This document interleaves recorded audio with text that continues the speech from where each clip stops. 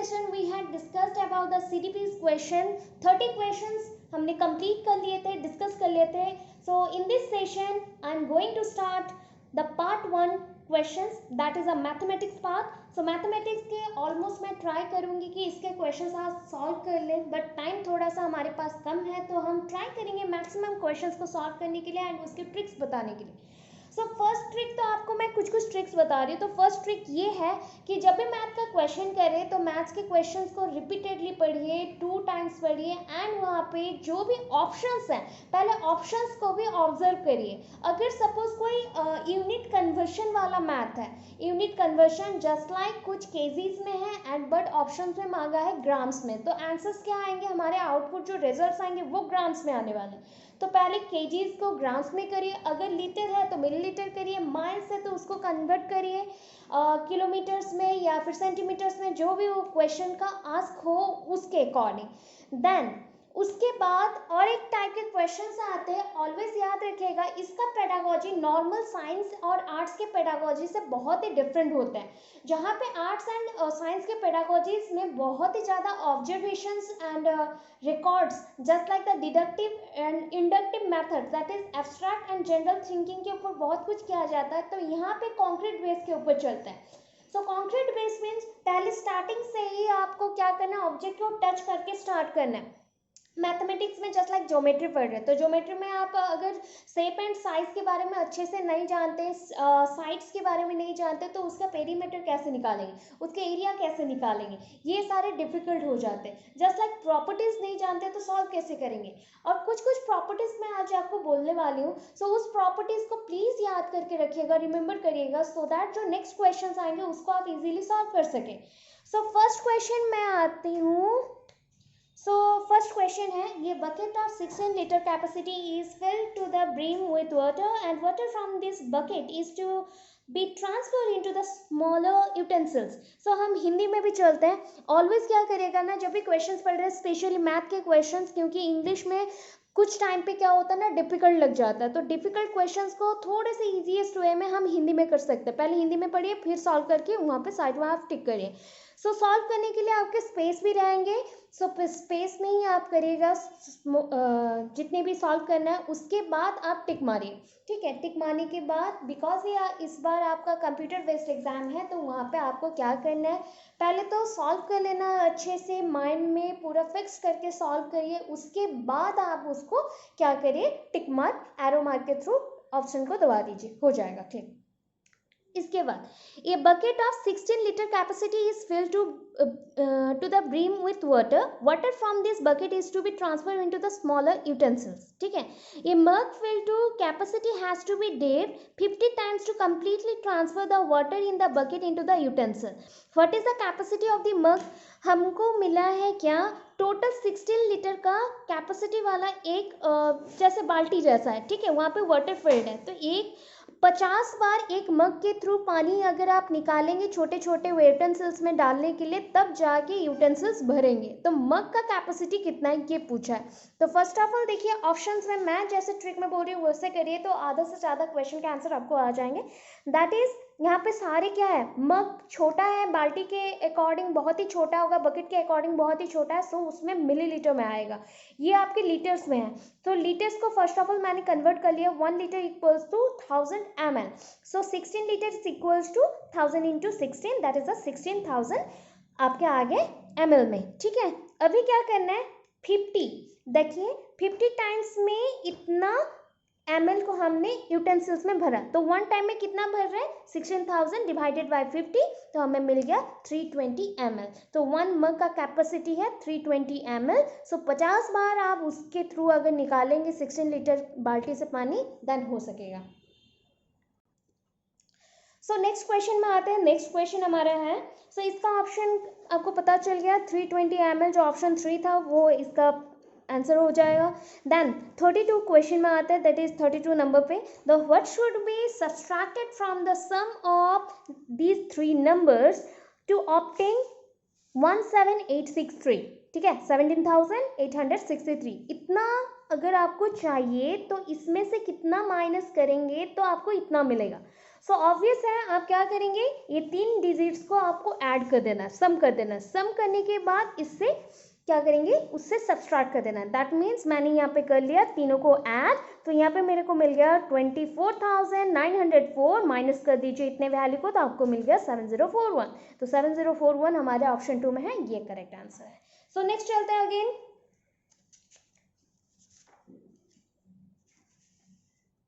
सो ऐसे टाइप के questions hardly mathematics में 2 to 3 मैथमेटिक्स जो पार्ट है ना, उसमें 2 to 3 क्वेश्चंस आ जाते हैं, तो उसको बहुत ही ध्यान से करना है। ये कंपलसरी क्वेश्चन है, ये ऐसे टाइप के क्वेश्चन ऑल टीईटी एग्जाम्स में आते ही हैं, सीओ शॉर्ट आते हैं, एक ना एक क्वेश्चन आएगा ही। That is the following table shows the mark obtained out of 100 by Maria and Shahnaz in 5 subjects. Maria and Shahnaz का मार्क्स दिया गया है 5 सब्जेक्ट्स में आउट ऑफ 100, मीन्स 100 से 74, इसका 81, ऐसे। तो फर्स्ट ऑफ ऑल आपको मार्क कर लेना है कि आप सारे ऑप्शंस को करेक्ट करना चाहते हैं ना, कि कौन से ऑप्शंस के साथ वो मैच कर रहा है। सो आपको क्या करना है, पहले तो मैं मार्क कर लूँगी कि किसका कौन से सब्जेक्ट में ज़्यादा है, तो मैंने मार्क कर दिया, हो गया, एक पॉइंट तो गया। सो यहाँ पे मेंशन है ऑप्शंस, अभी चलते हैं देखते रहते हैं। सो फर्स्ट ऑप्शन है Maria has scored more marks than Shahnaz in only 2 subjects. Obvious, Shahnaz से मारिया ने 2 सब्जेक्ट में ज़्यादा रखा, बट हमारा तो तीसरा सब्जेक्ट में भी मारिया ने शहनाज से ज़्यादा रखा, तो ये तो रॉन्ग हो गया ना, इसको नहीं करना है। Shahnaz aggregate mark in math and science are more than Maria's aggregate mark in this subject. Math and science को ऐड करेंगे तो आपको नॉर्मली मिलेगा 178, ठीक है, मारिया का। शहनाज का मिल जाएगा अप्रोक्सीमेशन में 160, तो 160 170 से 78 से बहुत ही कम है, बट ऑप्शन ने बोला कि शहनाज का aggregate mark in 2 subjects are more than the Maria's in this 2 subjects. So ये रॉन्ग हो गया ना, तो ये भी हमने कट कर दिया। अभी लास्ट ऑप्शन को पहले चलते हैं। Maria has scored more marks than Sahnaz in all the subject except the language. Obvious not, because यहाँ पे 5 सब्जेक्ट्स हैं, बट उसने ओनली मेंशन किया बाकी के 4 सब्जेक्ट्स ने मारिया ने शहनाज से ज़्यादा रखा, ओनली इंग्लिश को छोड़ के, मीन्स लैंग्वेज को छोड़ के, तो ये भी तो रॉन्ग हो गया। तो हमारे पास बचा क्या, the aggregate marks of Maria and Shahnaz are equal. That means आपको पूरा ऐड कर लेना है, तो ऐड करने से आपको मिल जाएगा 390 390। इसको अगर आप परसेंटेज में भी निकालते हैं, दैट मीन्स 390 डिवाइडेड बाई 5, तो 78 दोनों का ही 78% आया, तो दोनों का एग्रीगेट भी सेम आया, टोटल मार्क भी सेम आया। दैट मीन्स ये ऑप्शन करेक्ट होगा। तो ऐसा आपको करना है, ऐसे करेंगे तो एक भी मैथ रॉन्ग नहीं होने वाला। फिर नेक्स्ट चलते हैं। ए taximeter shows charges of 50 rupees, ठीक है, ₹50 for the first 2 kilometres of journey and ₹16 for every subsequent kilometres travel. Manju page 258 as fare to travel from her house to the railway station. How far is the railway station from her home? So मुझे जानना है कि एक point think कर लीजिए, एक point है मंजू का घर, ये मंजू का होम प्लेस है, यहाँ पे आपका रेलवे स्टेशन है। इतना एरिया में से 2 किलोमीटर का एरिया में उसने दिया, पे किया 50 रुपया, ठीक है। सो टोटल उसने पे किया 258 रुपये, ठीक है, 258 रुपीज़ उसने पे किया। तो उसमें से पहले 2 किलोमीटर्स के लिए 50 दिया, तो मैंने माइनस कर लिया। अभी बाकी रहे कि और कितने किलोमीटर्स हमारे पास है जो 16 रुपया करके गए हैं। सो 16 रुपया एंड यहाँ पे जो भी एक्स्ट्रा पैसे हैं ना, उसको क्या करना है, डिवाइड कर लेना है। तो आपको मिल जाएंगे 208 माइनस करने से डिवाइडेड बाई 16, दैट इज 13। तो 13 एंड 2 किलोमीटर्स ऑलरेडी उसने पे किया था 50 रुपये, मीन्स 25 करके। सो यहाँ पे मेरे पास टोटल किलोमीटर्स आ गए 15 किलोमीटर्स, ठीक है। सो इसका option number 2 is correct. Again next question को चलते हैं। Okay, so following are some questions posed by the teacher in the mathematics classroom, ठीक है, mathematics classroom में। Okay, 1 second. Okay, so यहाँ पे कौन सा following are some questions posed by the teacher in the mathematics classroom। कुछ questions teachers ने पूछा, उसमें से कुछ questions करेक्ट होंगे। कैसे हैं, मैं आपको आज और भी एक ट्रिक बताने वाली हूँ, तो यहाँ पे अच्छे से सुनते रहिए, बिकॉज बहुत ही इंपॉर्टेंट क्वेश्चंस हैं। सो फर्स्ट ऑप्शन है मीन्स फर्स्ट क्वेश्चन है that is what is the area of the rectangle whose one side is 5 centimetre and perimeter is 30 centimetre. तो यहाँ पे क्या करना है आपको, ओनली सडनली फॉर्मूला अप्लाई करना है एंड आंसर निकल जाएगा, राइट। आपको सॉल्व नहीं करना है, ऐसे क्वेश्चंस आएंगे ना आपको लगेगा सॉल्व करना है, सॉल्व नहीं करना है। पहले समझना है कि क्वेश्चन क्या पूछ रहा है, ये क्वेश्चन कैसा टाइप का है वो पूछने वाला है। तो यहाँ पे देखिए ये क्वेश्चन आपको फॉर्मूला ऐड करना है, आंसर निकल जाएगा। सेकंड में चलते हैं, find a set of number whose median is 4।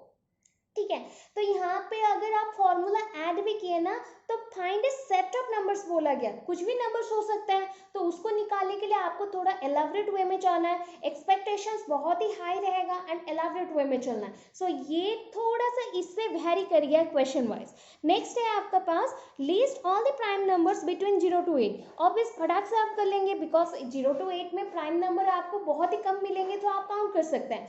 Last है tell me anything mathematical information you know about rectangles.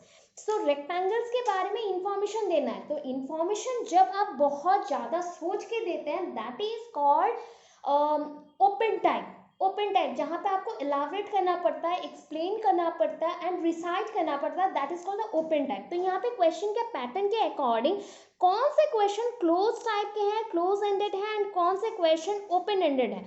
So first के जो क्वेश्चन थे ना जहाँ पे फॉर्मूला पुट किया एंड हो गया, एंड जो सेकंड छोड़ के जो थर्ड में आया that is a prime number वाले, वो दोनों क्वेश्चन का आंसर बहुत ही फ्रिक्वेंटली हो जाता है, that is called close ended type.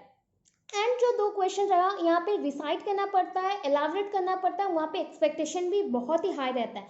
सो यहाँ पे ऑप्शन नंबर देखिए 3 that is A and C are close ended and B and D are open ended questions. तो समझ आया, आई होप ये ट्रिक आपको समझ आया। दैट इज जो आपको बहुत टाइम लगे that is open ended type, ठीक है, जिससे एक्सपेक्टेशन बहुत ज़्यादा रहे एंड फ्रिक्वेंटली आपके माइंड में आंसर्स ना आता हो, तो वहाँ पे क्या होता है कि एलाबरेट करना पड़ता हो, तो उसे हम बोलते हैं ओपन एंडेड टाइप। अगर बहुत फ्रिक्वेंटली खत्म हो जा रहा है मीन्स विद इन 2-3 सेकंड्स के अंदर आप सॉल्व कर सक रहे हैं, मुंह में ही सॉल्व कर ले रहे, that is the close ended type. ठीक है, सो यहाँ पे आपको वैसे ही क्वेश्चन समझने हैं, पहले ऑप्शन क्या पूछ रहा, उसके बाद क्लोज एंडेड ओपन एंडेड ऐसे माने।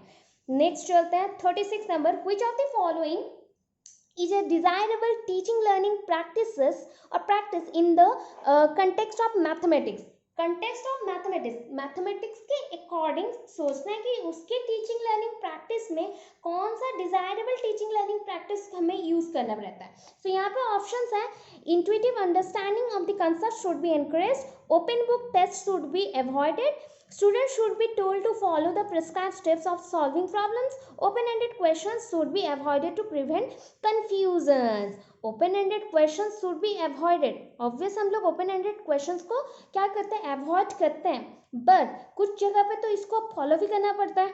ठीक है, सो ये भी वन काइंड से 10% करेक्ट है, इसको हमने 10% दिया। सो यहाँ पे देखिए student should be told to follow the prescribed steps of solving problems. Obvious आपके माइंड में यही आंसर आया होगा बिकॉज इंट्यूटिव अंडरस्टैंडिंग का मतलब कोई किसी ने नहीं समझा, इसीलिए इसको ही आपको मारना है, ऐसे ही आया होगा। बट सबका आंसर रॉन्ग आएगा अगर इसको मारे, बिकॉज ये है बट ये 40% लेवल है। Open book test should be avoided, ये 10% रहा, बट सबसे हाईएस्ट रेट में है ये 50% आंसर करेक्ट है इसका। That is intuitive understanding means जिसको समझने के लिए we have the ability to understand every bit points, उसके अंदर अगर पूरा समझ आया एंड वो हमें एनकरेज करता है कि और भी कंसेप्ट को क्लियर करें, that is called intuitive understanding. तो उसको मैथमेटिक्स में करना बहुत ही इंपॉर्टेंट है, बाकी सब तो उसी के अंडर में आता है। ठीक है, so option number 1 is correct. So next चलते हैं again. Okay, so again question आया हमारे पास, Rohit realizes that square is both a rhombus and a rectangle. He is at the what stage of Van Hill's visual thinking? Van Hill's visual thinking, that is also known as the Van Hill's visual analysis process, and that process include almost 5 stages or 5 phases. Okay, that is a 0 level, 1 level, that means level 1, level 2, level 3, level 4. Okay, the first level is visualization, second level is analysis, third level is informal deduction, that is the level wise that is the third level, but number wise that is the two level, level 2. Okay, 0 level, 1 level, level 2, level 3. Level 3 is deduction and level 4 is rigor. Level 4 is rigor, the or rigor. Okay, so यहाँ पे पहले तो इसमें क्या होता है, visualisation, जहाँ पे शेप को समझते हैं. सपोज ये मेरे पास एक शेप आ गया, तो शेप को अगर समझना है that is a visualisation level 1. Then shape के क्लासेस को समझना, उसको भी हमने उसी में ऐड कर लिया विजुअलाइजेशन में. अगर प्राइमरी लेवल को चलता है that is a first level, that is a properties. इसके प्रॉपर्टीज को जानेंगे, फिर उसके बाद प्रॉपर्टीज किसके साथ मैच हो रहे हैं that is a informal deduction. Mean information के अकॉर्डिंग हमने उसको डिवाइड करते गया, उसको निकालते गया पॉइंट्स को. Then nextly relationship among the different properties. Suppose rhombus है, रेक्टेंगल्स है, दोनों के प्रॉपर्टीज को हम मैच कराएंगे, कितना मैच कर रहा है उसके अकॉर्डिंग लास्ट में रिगार्ड दैट इज एनालिसिस और द आउटकम रिजल्ट्स देंगे. तो इसके अकॉर्डिंग यहाँ पे बताया गया, रोहित ने रियलाइज किया कि दो चीज है, रोम्बस एंड रेक्टेंगल है, तो दोनों के शेप एंड साइज सेम है. शेप एंड साइज कैसे सेम होंगे, उनके प्रॉपर्टीज के अकॉर्डिंग, उनके प्रॉपर्टीज के अकॉर्डिंग. सो विजुअल थिंकिंग के अकॉर्डिंग, वैन हिल्स के विजुअल थिंकिंग के अकॉर्डिंग ये कौन सा लेवल है, सब कोई को लगेगा ये लेवल 1 है एनालिसिस, बट लेवल 1 में एनालिसिस है ही नहीं. लेवल 1 में एनालिसिस जो पॉइंट है वो पॉइंट किस में आता है, दैट इज प्रॉपर्टीज में आता है. बट यहाँ पे मेंशन करना रिलेशनशिप अमंग द प्रॉपर्टीज. ठीक है, ये जो एनालिसिस है ये ऊपर से सिर्फ एक ऑब्जेक्ट को समझने के लिए आया, बट यहाँ पे लेवल 2 में आया कि दो ऑब्जेक्ट को सेम दिखते हुए जो दो ऑब्जेक्ट्स है उसमें क्या क्या सिमिलैरिटीज है, देन उसको समझने के लिए लेवल 2 चाहिए, रिलेशनशिप्स अमंग डिफरेंट प्रॉपर्टीज. ठीक है, सो हमारे 37 का आंसर हो गया नंबर 2. देन 38 चलते हैं. Which of the following is least likely to impact teaching learning in mathematics? कौन से को हमने क्या क्या लिस्ट इम्पैक्ट किया टीचिंग लर्निंग प्रोसेस में मैथमेटिक्स को पढ़ाते हुए. Using results of assessment to modify teaching, knowing ways in which assessment affected the confidence of the learner, providing complete solution to students wrong answers, enhance quality of feedback.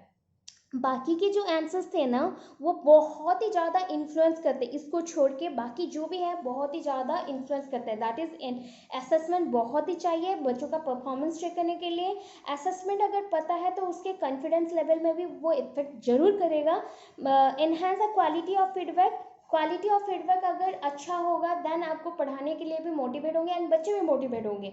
But providing complete solution to students wrong answer, अगर बच्चों का कुछ गलत हुआ है, अगर मैंने पूरा कंप्लीटली उसको आंसर दे दिया तो वो और एक्सप्लोर नहीं करेगा. तो ये लिस्ट इफेक्ट करता है, ज़्यादा इफेक्ट नहीं करता, बिकॉज उसने रॉन्ग किया, उसने ट्राई किया, रॉन्ग किया, बट मैंने आंसर दे दिया तो वो ओनली प्रैक्टिस करेगा. उसके लाइफ के ऊपर उसका इम्पैक्ट बहुत ही कम है, इम्पैक्ट है बहुत कम है, 5% जैसा है, बाकी सबका 20% समझ सकता है. ठीक है, सो अभी चलते हैं नेक्स्ट क्वेश्चन को. सो 39 नंबर क्वेश्चन है हमारा. Which of the following statement regarding mathematics teaching learning is incorrect? ठीक है, teaching learning is incorrect, mathematics teaching learning, उसको पढ़ाते हुए कौन सा पॉइंट, कौन सा ऑप्शन करेक्ट नहीं है. That is culture and context has no role in constructing the mathematical knowledge. Mathematical knowledge can be created in primary class students through observations of pattern and the generalization. Argumentation and negotiation plays an important role in creating mathematical knowledge. Mathematical learning is a social process involving dialogues. Mathematical learning में कभी dialogues नहीं रहते हैं. ठीक है, dialogues incorrect बोला गया है, कौन सा करेक्ट नहीं है, कौन सा करेक्ट नहीं है. सो इसमें से जो भी पॉइंट्स है ना वो सारे क्या है, इन्फ्लुएंस करते हैं. मैथमेटिक्स में डायलॉग्स चाहिए बट डायलॉग्स नंबर के अकॉर्डिंग चाहिए, न्यूमेरिकल चाहिए, तो ये इसको हमने ले लिया 5% 10% के अकॉर्डिंग ले लिया. आर्गुमेंटेशन नेगोशिएशन तो इंपॉर्टेंट थिंग्स हैं, बिकॉज आर्गुमेंटेशन एंड नेगोशिएशन नहीं रहेगा तो मैथ्स आप कर ही नहीं सकते, कंपैरिजन ऑलवेज चाहिए. मैथमेटिकल नॉलेज जो है ना created primary class student through observation of pattern and generalisation. Obvious है, कोई भी चीज़ को आप देख के ही बच्चों में समझते हैं प्राइमरी लेवल में. सबसे ऊपर जो है ना cultural and context has no role, यहाँ पे अगर हैज़ रोल लिखा हुआ रहता तो इसमें से ये पॉइंट सबसे रॉन्ग होता, बट यहाँ पे हैज़ नो रोल लिखा गया है, सो ये वाला पॉइंट हमारा इनकरेक्ट है. इनकरेक्ट है, बिकॉज कल्चर एंड कंटेक्स्ट में मैथमेटिकल जो भी कंस्ट्रक्शन में बहुत ही इन्फ्लुएंस करता है, बिकॉज ये नॉलेज बेस्ड है, तो नॉलेज अगर इन्फ्लुएंस होता है तो मैथमेटिकल नॉलेज भी इन्फ्लुएंस होगा ही। नेक्स्ट चलते हैं। सो 40 नंबर के क्वेश्चन पे आते हैं, that is a some of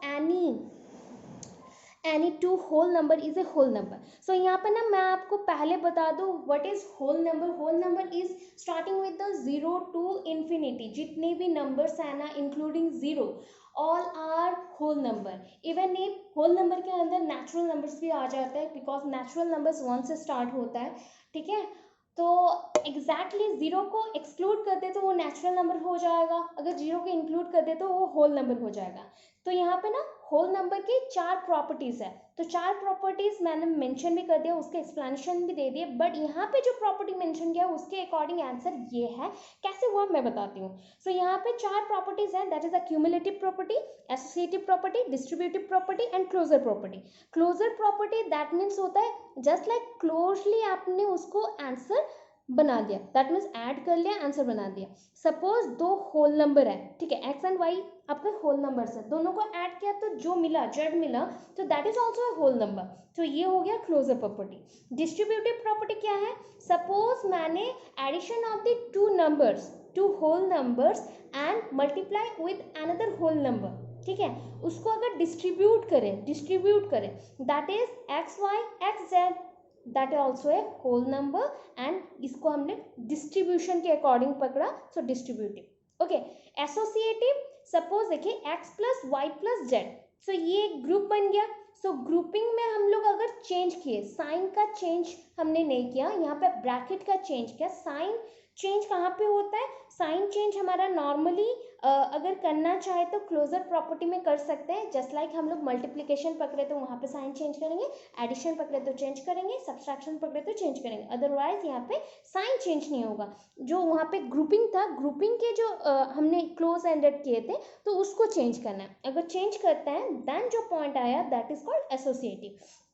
cumulative में क्या होता है, just like X plus Y हो या वाई प्लस एक्स, वैसे कुछ वैल्यूज हैं, एक्स वाई हो या वाई एक्स हो, 5 या 15 हो या 3×5=15 हो, सेम है ना वैल्यू, इक्वल है ना दोनों टाइप, तो उसको अगर डिस्ट्रीब्यूट करते सेम होगा, तो वैसा हो गया, तो ये हो गया क्यूमुलेटिव। तो यहाँ पे बोला गया the sum of any 2 whole numbers, 2 whole number के sum is a whole number, उसका भी वैल्यू क्या आएगा, होल नंबर। सो ये हमारा क्लोजर प्रॉपर्टी, ठीक है। सो नेक्स्ट चलते हैं अगेन 41 नंबर पे।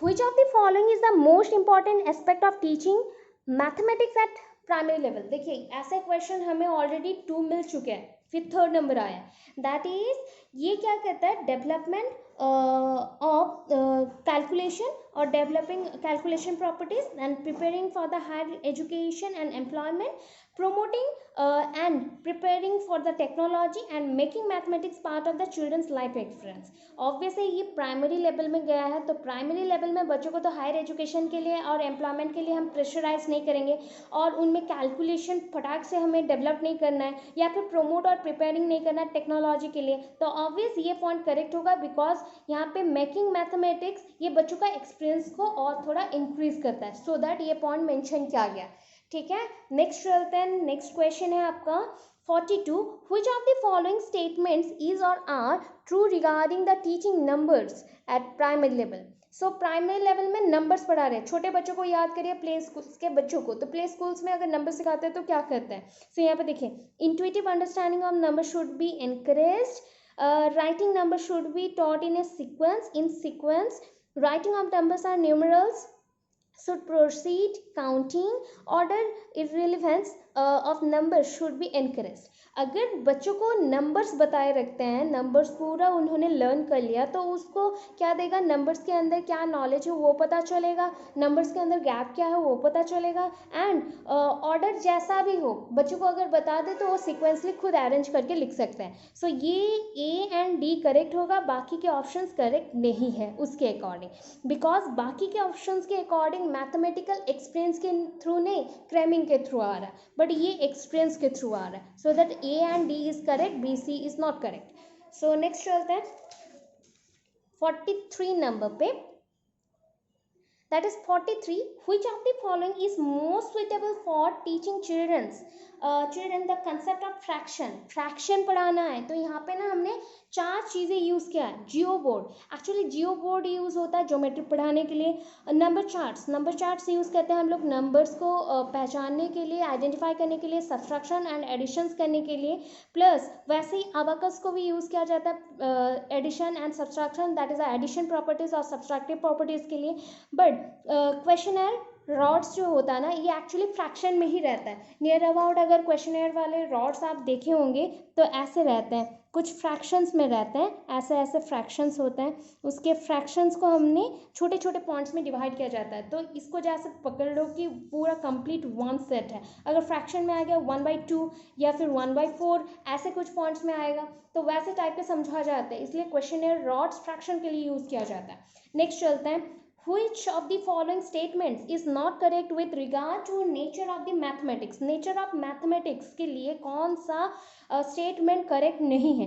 That is mathematical concepts are hierarchical in nature. Obvious hierarchical है बिकॉज स्टेप वाइज मैनर पे आप थोड़े थोड़े करके हायर जाते हैं. नहीं कि ऐसा नहीं, प्राइमरी लेवल में आपने सब्सट्रैक्शन एडिशन पढ़ा तो आपने 10th में जाके सब्सट्रैक्शन एडिशन पढ़ना, वहाँ पे तो हायर लेवल का पढ़ना है. तो hierarchical in nature. Then primary level mathematics is concrete, doesn't require abstraction. ये मैं बाद में आपको बताती हूँ. Mathematics uses special vocabulary to communicate ideas and precisely. Obvious mathematical values अलग होते हैं, उसके लिखने का स्टाइल भी अलग होता है. नॉर्मल जो इंग्लिश वोकैबुलरी रहता है उससे अलग है. Argumentation skill is important in construction of the mathematical knowledge. Obvious argumentation चाहिए, अदरवाइज आप मैथमेटिकल स्किल्स को डेवलप नहीं कर सकते. Primary level mathematics is concrete. Primary level में कभी भी कॉन्क्रीट नहीं होता बिकॉज एक बच्चा छोटा सा काउंटिंग में भी वो रॉन्ग करता है, ये 1 है नहीं ये 2 हो सकता है, ऐसा आ जाता है माइंड में. सो ये कॉन्क्रीट नहीं है. And doesn't require abstraction. So abstraction तो पहले चाहिए, उसके बाद वो कॉन्क्रीट में जाएगा. ठीक है, सो ये ऑप्शन करेक्ट नहीं है. नेक्स्ट चलता है. Which of the following activities is most likely to develop spatial reasoning among students? First of all, the spatial reasoning actually visual reasoning भी बोल सकते हैं और visual thinking के ऊपर डिपेंड करता है. बिकॉज इसमें जो हम लोग आइडेंटिफाई करते हैं ना, सपोज यहाँ पे कुछ ऐसे ड्रॉ कर दिया गया, ऐसे कुछ डायग्राम्स मैंने ड्रॉ कर दिया, तो इसको देख के समझ के जो हम करते हैं, दैट इज ये ट्राइंगल है, ये सर्कल है, रेक्टेंगल है, ऐसे देख के समझ रहे हैं ना, उसको बोलते हैं स्पैशियल थिंकिंग. सो यहाँ पे देखिए, solving sudoku puzzles, identifying tessellating figures, drawing bar graphs to represent data and identifying patterns in a number chart. Number chart वाला नहीं होगा. ड्राइंग बार ग्राफ्स ये थोड़ा हायर लेवल का हो गया. सॉल्विंग सुडोकू पजल ये भी हायर लेवल का है, तो ये वाला करेक्ट होगा. सो नेक्स्ट चलते हैं, 46 नंबर्स पे चलते हैं. That is, identify the correct statement. If two figures have same perimeter, दो फिगर का सेम पेरीमीटर है और उनके एरिया भी इक्वल होंगे. नहीं. The units of perimeter and area are same, वो भी नहीं. The shape of figures determines the perimeter, obvious हो सकता है. If two figures have same area, their perimeters are equal, most probably chances नहीं है.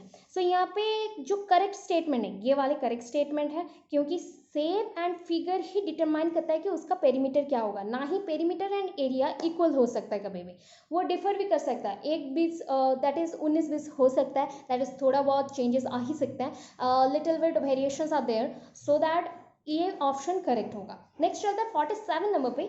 In which of the following statement number 3 is used in ordinal sense? आपके तो पहले बता दो कि नंबर सेंस के अकॉर्डिंग अगर देखें तो 2 टाइप्स के नंबर सिस्टम्स होते हैं, कार्डिनल एंड ऑर्डिनल. कार्डिनल में अगर जिसको आप 0 लेवल पे पकड़ रहे हो वही नंबर वहाँ पे होते हैं ऑर्डिनल पे फर्स्ट और first one, that is first. Then अगर यहाँ पे 1 पकड़े तो वहाँ पे होगा सेकंड, ऐसे होता है. अगर यहाँ पे आपने पकड़ा 5 तो वहाँ होगा फिफ्थ, TH लगेगा. यहाँ आएगा 6th तो वहाँ आएगा, सॉरी यहाँ आएगा 6 तो वहाँ आएगा 6th. ठीक है, यहाँ पे 15 तो 15th, 16 16th. कार्डिनल में चेंजेस आते रहते हैं. ठीक है। तो वैसे ही है यहाँ पे जो 3 यूज किया गया है, ऑर्डिनल सेंस में अगर देखें तो ऑर्डिनल सेंस क्या डिफाइन करता है कि स्पेसेस और हायरार्किकल लेवल में जो फ्लोर्स होते हैं ना, या फिर जस्ट लाइक एक बिल्डिंग है, बिल्डिंग के अगर 3rd फ्लोर पकड़े या फिर 4th फ्लोर पकड़े, तो वो क्या सेंस कर रहा है कि ये प्लेस यहाँ है, उसके अरेंजमेंट हुए हैं। तो उसके अकॉर्डिंग यहाँ पे ऑप्शन देखिए, दिस हाउसेज हैव 3 रूम्स। सो ये तो नीचे ही रह गया ना, ग्राउंड में ही रह गया, 3 रूम्स होने से ये ऑर्डिनल नहीं होगा, ये कार्डिनल है। All groups have 3 team members, ये भी कार्डिनल है। The box contains many sets of 3 pencil, ये भी कार्डिनल है, but this one is ordinal, that is I leave on the 3rd floor of this building. So place के according या floor के according समझाए तो ये आएगा आपका आंसर, ठीक है। सो अभी चलते हैं next, that is identify the correct statement with regard to introducing the concept of triangle at primary level। Primary level में आपको ट्राइंगल समझाना है, तो प्राइमरी लेवल में पहले तो बच्चों को कैसे समझाएंगे, सपोज थिंक कर लीजिए, यहाँ पे ट्राइंगल नहीं है but near about triangle think कर लीजिए, इमेजिन करिए। सो ये ट्राइंगल है, तो ट्राइंगल को पहले बच्चों को दिया जाएगा, वो ऑब्जर्व करेंगे, देखेंगे, देन बनाएंगे। अदरवाइज छोटे बच्चों को अगर ट्राइंगल बनाने बोलेंगे वो सर्कल बना के रख देंगे, ठीक है ना। सो इस अकॉर्डिंग देखिए, children should only be expose to equilateral triangles to avoid confusions. Children should be exposed to triangles of all types, but exposed to other figures should be avoided. Children should be exposed to triangles of all types and also to other figures. Definition of a triangle should be provided first.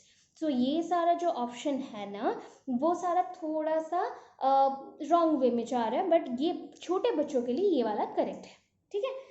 चलो सो next चलते हैं 49 पे, that is identify the correct statement with respect to the mathematics curriculum के according देखते हैं। The concept of fraction should be introduce only at upper primary level.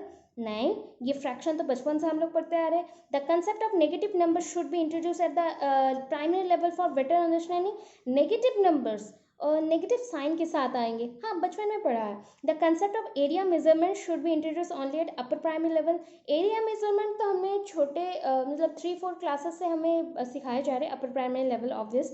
The foundation of algebraic thinking can be led at primary level. Obvious है कि ये statement जो है ना, algebra हमें बचपन से सिखाया जा रहा है, दैट इज x+y होने से ये होगा। 2-3 क्लासेस के बाद अगर आप स्टैंडर्ड 4 में आ जाते हैं या स्टैंडर्ड 5 में, उसी वक्त से ये सिखाया जा रहा है। सो ये बहुत ही अप्रोप्रिएट है। बाकी सब ना आप बचपन से ही सीखते आ रहे हैं, छोटे छोटे पॉइंट्स जो सीखते आ रहे हैं, बट एल्जेब्रा प्राइमरी लेवल से ही आपको थिंकिंग बताया जा रहा है कि x+y को अगर जोड़ देते हैं तो क्या आएगा, ऐसा कुछ, ठीक है। सो ये ऑप्शन करेक्ट होगा। नेक्स्ट चलते हैं, लास्ट क्वेश्चन के तरफ चल रहे हैं हम लोग। The sum of 5 consecutive number is 20। What is the sum of first 3 consecutive numbers. पहला तो कंजिक्यूटिव नंबर्स देखना है। कंजिक्यूटिव मीन्स जो पास में प्रेजेंट हो उसे हम लोग कंजिक्यूटिव नंबर्स बोलते हैं। तो अभी देखिए कुछ मैंने नंबर्स यहाँ पे प्रेजेंट किया।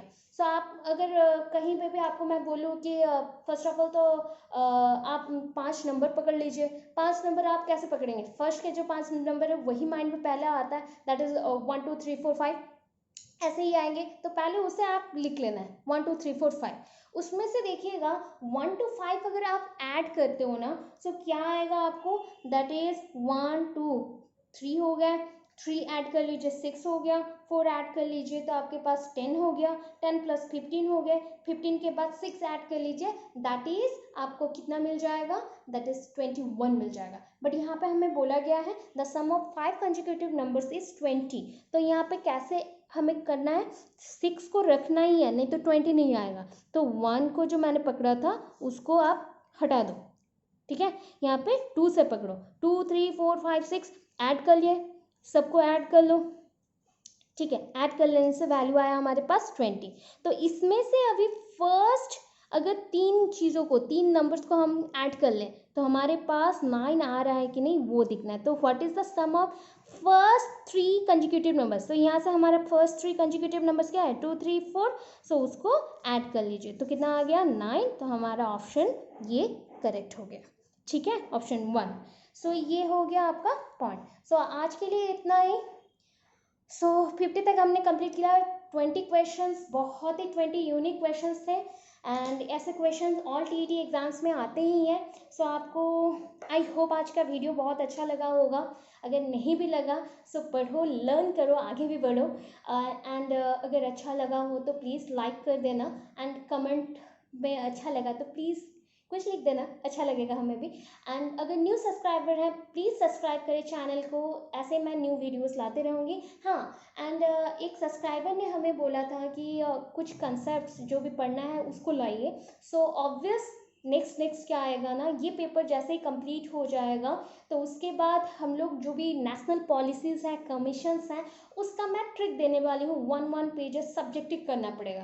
पहले सब्जेक्टिव करेंगे तभी ऑब्जेक्टिव्स में आपको नॉलेज आएगा. अदरवाइज आपका सब्जेक्टिव नहीं क्लियर रहेगा तो ऑब्जेक्टिव्स आपको समझ ही नहीं आएगा. तो बेसिक क्लियर करने के लिए आपको सब्जेक्टिव चाहिए. तो सब्जेक्टिव के ऊपर पहले भी कुछ व्यूज़ मैंने छोड़ रखा है. That is just like SSA, RMSA, SCCE, NCF 2005. आज आ रहा है आपका पहला वीडियो, दैट इज़ स्वच्छ भारत अभियान.